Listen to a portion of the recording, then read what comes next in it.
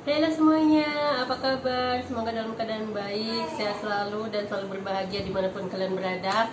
Oke, untuk di video kali ini sudah banyak sekali dari kalian yang pengen aku ngebahas tentang kasta di India, terutama kasta Dalit.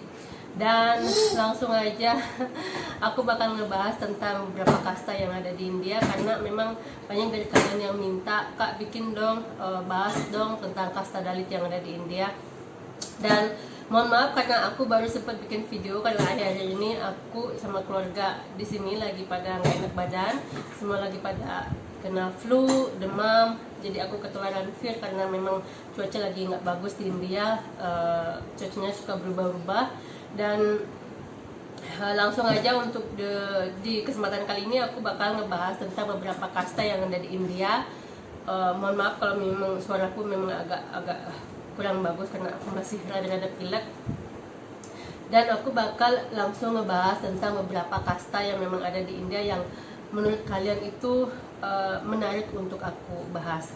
Jadi teman-teman, di sini bukan aku bersifat menggurui atau bersifat sok pintar membahas tentang kasta, karena memang aku berkat kalian juga aku di sini jadi belajar, jadi pengen tahu, jadi mencari-cari tentang apa yang memang kalian pengen aku bahas di sini. Jadi istilahnya sekarang kita sama-sama belajar, aku belajar dan aku dapat informasi dan aku share informasi ini ke kalian. Oke, langsung aja ya, aku bakal ngebahas tentang kasta yang ada di India.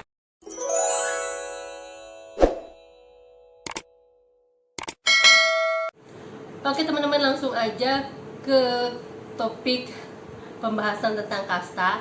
Jadi di India itu kasta dibagi menjadi 4. Yang tertinggi itu adalah kasta Brahmana, kemudian ada Ksatria, ada Waisya, dan juga Sudra. Jadi kalau kalian menanyakan tentang kasta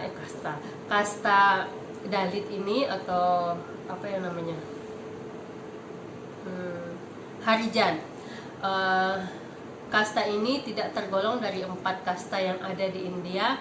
Dan kasta ini kalau dimasukkan ke kasta, sistem kasta yang ada di India ini termasuk dari kasta kelima, yaitu kasta paling rendah, yang notabene di mana Dalit ini berasal dari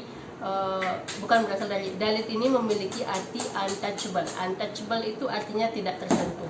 Jadi kenapa kasta Dalit ini tak tersentuh atau haram atau najis, ini bakal aku bahas nanti ya, karena sekarang aku bakal bahas beberapa kasta yang ada di India dulu, yaitu yang tertinggi yaitu kasta Brahmana. Jadi ada juga yang nanya apakah suamiku kasta Brahmana. Aku bilang enggak, karena memang sudah pernah aku bahas, lagi sekali lagi aku tekankan, aku sudah pernah bahas tentang kasta suami aku. Jadi untuk yang namanya kasta Brahmana ini adalah mereka yang orang-orangnya itu sangat patut, sangat fanatik dengan agama mereka. Jadi contoh mereka yang berkasta Brahmana itu seperti pendeta, pemuka agama. Jadi mereka yang memang tujuan hidupnya hanya untuk fokus ke ketuhanan. Apa ya bilangnya, ke ketuhanan? Pokoknya fokus untuk melakukan segala hal yang bagus untuk memperbaiki diri, termasuk para pendeta. Kalau kalian nonton film Mahabharata, nonton film Ramayana, kalian pasti banyak melihat para resi atau orang-orang suci. Jadi mereka berasal dari kaum Brahmana. Jadi kalau untuk kaum Brahmana ini, mereka sudah pasti mereka pure vegetarian, mereka nggak makan makanan yang non vegetarian atau sesuatu yang dibunuh seperti daging, ikan, dan sebagainya. Itu benar-benar mereka tidak memakan makanan yang seperti itu. Itu yang dinamakan dengan kasta Brahmana. Jadi teman-teman, kalian nggak usah terlalu sibuk mencari segala sesuatu yang ada di luar, jauh sekali yang ada di luar Indonesia. Karena di tempatku, tempat kelahiranku di Bali juga, kami ada yang namanya kastanya juga di India sama di Indonesia itu sama, khususnya di Bali ya teman-teman, aku bilang. Jadi aku ini orang Bali asli, jadi aku bisa menjelaskan tentang kasta ini karena di tempatku juga masih ada sistem kasta. Di tempatku juga kastanya sama dengan kasta yang ada di India, yaitu kasta Brahmana, kasta Ksatria, Waisya, dan juga Sudra. Jadi yang pertama sudah aku bahas tentang kasta Brahmana, yaitu mereka yang fanatik dengan agama mereka yang memang tujuannya hanya untuk melakukan segala sesuatu yang berbau ketuhanan, kok kata-katanya kurang mantap ya. Pokoknya segala sesuatu yang memang tujuannya untuk melaksanakan segala sesuatu yang benar, yang sesuai dengan norma-norma agama. Ya kurang lebih seperti itu ya. Dan kalau di kasta Brahmana ini, kalau di tempatku di Bali mungkin bisa dibilang juga Idaresi atau Pandita juga mereka yang memimpin agama. Di Bali juga, di India juga seperti itu, seperti kita bilang pendeta. Jadi antara di Bali sama di India itu perbedaannya tidak terlalu banyak mencolok. Maka dari itu aku kalau pindah ke India dulu, semenjak aku pindah dari Indonesia ke India, aku nggak ngerasa yang terlalu kaget banget dengan tradisi dan budayanya, karena hampir rata-rata itu ada persamaan, yang mungkin memang ada beberapa yang berbeda tapi tidak terlalu menyimpang jauh. Oke, nah untuk membahas kasta yang kedua, yaitu kasta kesatria, yang termasuk mereka kasta kesatria atau golongan kesatria itu adalah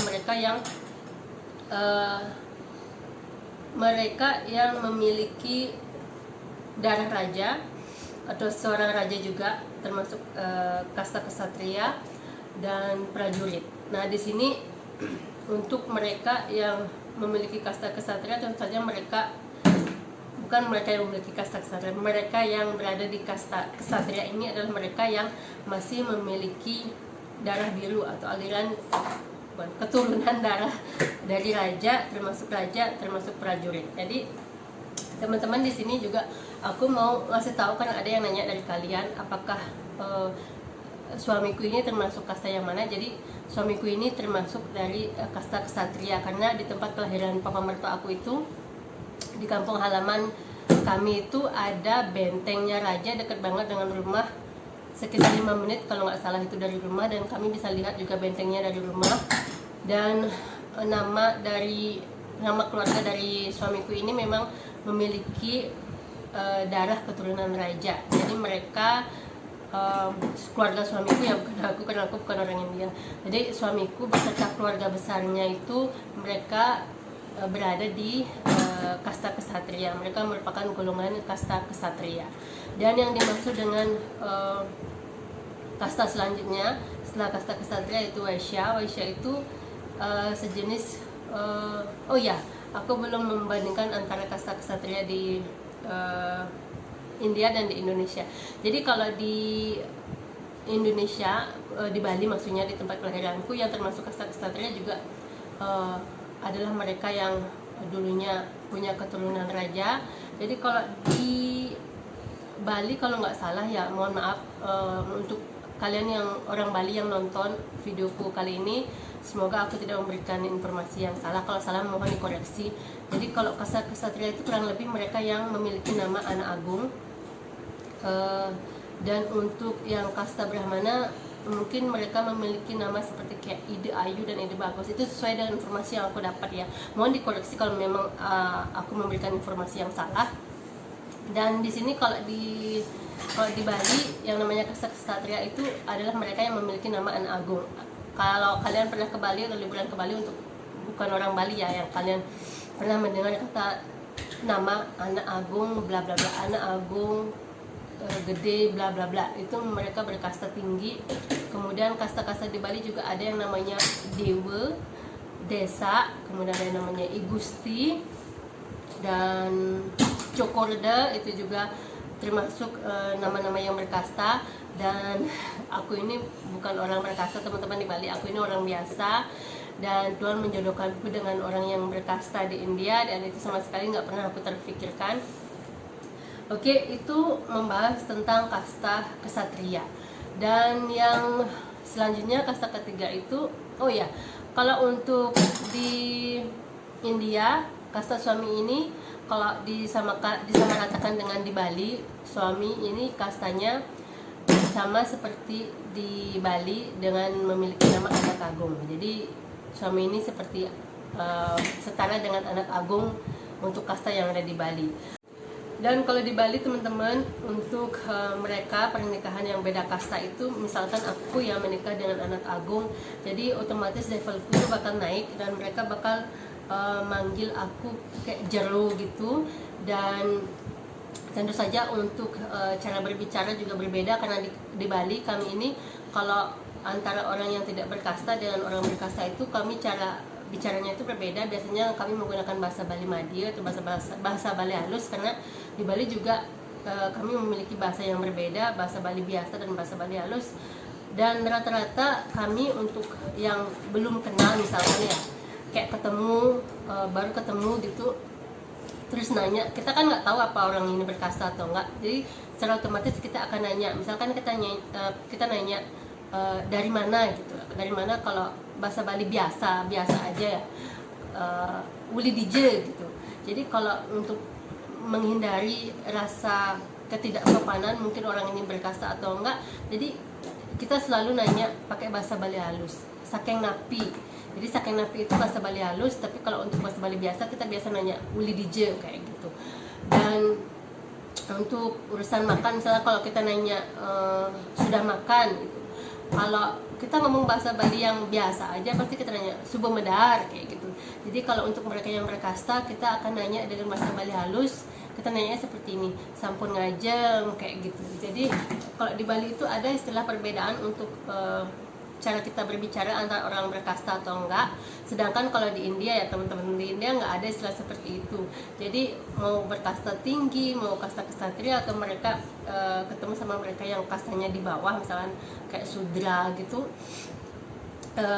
nggak ada istilah bahasa mereka harus ngomong bahasa halus atau enggak. Karena di sini teman-teman, keluargaku di India, mereka kalau ngomong kasar ya ngomong kasar. Misal contohnya kayak gini ya, mohon maaf ya teman-teman ya, kalau di Indonesia misalnya kita lagi kesel, kita ngomong anjing lu kayak gitu, mohon maaf ya teman-teman, ini hanya sebagai contoh. Dan di sini juga kayak gitu keluargaku, kalau memang mereka kasar ya mereka ngomong kasar kayak gitu. Kalau di tempatku di Bali, ngomong kasar itu sama dengan gimana ya, agak kurang gitu loh. Aku walaupun bukan orang berkasta, tapi keluargaku di Bali nggak pernah ngomong kasar yang seperti itu ya. Sedangkan di sini di India mereka berkasta tapi ngomongnya biasa ya kasar kayak gitu. Itu perbedaan antara kasta di India sama di Indonesia, di Bali khususnya teman-teman. Jadi kalau dibandingkan antara di India dan di Bali ya, untuk kasta seperti ini, di Bali di tempat kelahiranku tuh jauh lebih ribet, jauh lebih apa ya, pokoknya segala sesuatunya itu lebih detail kayak gitu. Kalau di sini yang namanya berkasta biasa aja gitu. Suamiku punya keturunan darah raja, nggak terlalu yang harus terlihat tinggi, mereka biasa aja kok. Cuman memang karena aku nggak tahu ya, karena memang India ini dulu dipimpin oleh para raja, dan di setiap daerah juga mereka memiliki raja. Jadi kalau kalian nanya antara di daerah Rajasthan, di daerah lainnya, itu aku kurang tahu karena aku menikah di Maharashtra. Yang aku tahu itu cuma di daerah Maharashtra, Karnataka dan juga Goa teman-teman ya. Karena sempat ada yang nanya masalah nama belakang Somaya kalau nggak salah. Somaya itu apakah orang yang berkasta atau enggak. Jadi setelah aku cari, kayaknya ini teman-teman ya, Somaya ini adalah nama dari daerah Gujarat kalau nggak salah. Dan aku nggak tahu sama sekali untuk urusan di daerah lain selain Maharashtra, Karnataka dan Goa. Jadi kalau kalian nanya tentang keseluruhan nama belakang itu, aku sudah bahas juga sebelumnya di video sebelumnya. Aku kurang tahu, dan mungkin kalian bisa cari tahu untuk kalian yang memang pengen tahu. Dan sini aku akan memberikan informasi sesuai dengan yang aku tahu ya, biar aku nggak kelihatan sok pintar. Nah, karena di India ini juga dipimpin dulunya oleh para raja. Kenapa India namanya negara Hindustani? Karena memang dulu India memang pure negara ini negara Hindu sebelum Mughal masuk ke India. Jadi kalau raja, kalau kalian nonton film Mahabharata, ada di film Mahabharata ini ada kerajaan namanya kerajaan Hastinapura. Dan kalau kalian nonton filmnya Ramayana, ada di Ramayana ini ada kerajaan namanya kerajaan Ayodhya, itu rajanya Raja Rama. Jadi setiap daerah itu memiliki raja yang berbeda. Nah kalau untuk di daerah kami, di daerah suami aku, maksudnya di daerah Maharashtra, rajanya itu namanya Chhatrapati Shivaji Maharaj. Kalau kalian pernah dengar nama ini dijadikan sebagai nama bandara internasional di Mumbai. Jadi kalau kalian pernah ke Mumbai, kalian pasti udah nggak asing lagi mendengar dengan kata ini. Welcome to Chhatrapati Shivaji International Airport. Itu airportnya Mumbai, bandara internasionalnya Mumbai. Sama halnya seperti kita di Bali, teman-teman, kalian pasti udah nggak asing lagi mendengar dengan nama Bandara Igusti Ngurah Rai. Oke teman-teman, membahas untuk kasta yang ketiga yang ada di India, yaitu Vaishya. Vaishya ini kalau di kelompokkan itu, Vaishya ini termasuk mereka yang golongan pedagang atau pengusaha seperti itu. Dan kenapa teman-teman di India ini ada yang namanya kasta atau strata sosial mereka dikelompokkan, kan aku sudah bahas tadi. Karena di India itu dulu adalah negara yang banyak ada rajanya, dipimpin oleh beberapa raja di setiap daerah. Sama halnya dengan di Bali, teman-teman, di Bali juga kami memiliki banyak raja, di setiap daerah juga memiliki raja. Ada raja dari Buleleng, ada raja dari Badung, ada raja dari Gianyar. Makanya di Bali juga kami mengenal adanya sistem kasta antara Brahmana, Ksatria, Vaishya, dan juga Sudra. Nah lanjut teman-teman, untuk kasta yang keempat yaitu kasta Sudra. Jadi yang dimaksud kasta Sudra ini adalah mereka yang kastanya termasuk kasta yang paling rendah. Yang termasuk golongan kasta Sudra ini adalah jenis kayak para petani kayak gitu. Jadi teman-teman, di India kenapa kesenjangan sosial itu masih tinggi? Karena adanya sistem kasta tersebut, khususnya untuk mereka yang beragama Hindu ya. Jadi banyak sekali mereka yang masih sampai sekarang mengkelompokkan dirinya bahwa mereka dari kasta ini, mereka dari kasta ini. Dan khususnya untuk mereka yang mendapatkan pekerjaan juga disesuaikan dengan mereka yang memiliki kasta. Jadi untuk mereka yang tidak berkasta, terutama mereka yang memiliki kasta yang berada di kasta Dalit, mereka hidupnya akan tetap segitu-segitu saja. Karena untuk urusan pekerjaan juga ditentukan oleh mereka yang berkasta atau enggak. Tapi sejauh ini pemerintah di India sudah berusaha untuk menghapus adanya sistem kasta yang ada di India ini. Oke teman-teman, ini yang paling terakhir, yang paling di request, yang paling diminta untuk membahas tentang kasta Dalit. Nah, kenapa kasta Dalit ini dibilang kasta paling rendah, yang sangat haram, yang sangat najis untuk disentuh? Jadi seperti ini ya teman-teman ya. Aku nggak tahu, karena ini kasta ini dibentuk sudah beribu-ribu tahun yang lalu, mungkin sekitar 5.000 tahun yang lalu. Entah aku waktu itu di mana. Karena aku anak baru kemarin, jadi bukan berarti aku sok tahu. Memang aku mencari-cari informasi dan aku nanya-nanya juga, bisa-bisa biar aku bisa share ke kalian, karena memang banyak sekali dari kalian yang meminta aku untuk membahas tentang kasta ini. Oke, kasta Dalit ini diartikan sebagai untouchable atau tak tersentuh karena mereka melakukan pekerjaan kotor. Pekerjaan kotor ini maksudnya untuk mereka yang melakukan pekerjaan seperti kayak pembunuhan untuk dikonsumsi atau untuk dimakan.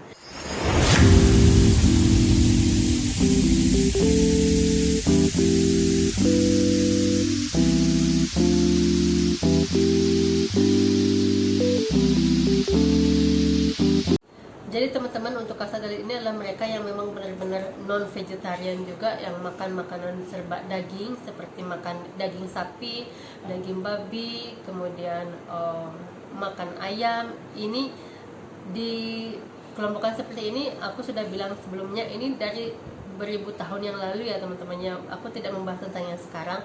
Dan kenapa mereka dibilang kasta Dalit? Karena memang pekerjaan yang seperti ini, termasuk juga mereka yang melakukan pekerjaan kotor seperti pekerjaan yang bersentuhan dengan kotoran manusia, atau mereka yang melakukan pekerjaan rendah seperti pemulung dan pengemis. Itu termasuk mereka dari bagian atau golongan kasta Dalit. Dan kenapa teman-teman kasta Dalit ini dibilang haram atau najis untuk disentuh? Yang bahkan teman-teman ya, untuk mereka yang berada di kasta Dalit ini, kalau mereka berjalan itu mereka dikasih kantong di depan di sini untuk ngeludah, dan mereka nggak diizinkan untuk meludah sembarangan karena ludah mereka itu najis atau haram.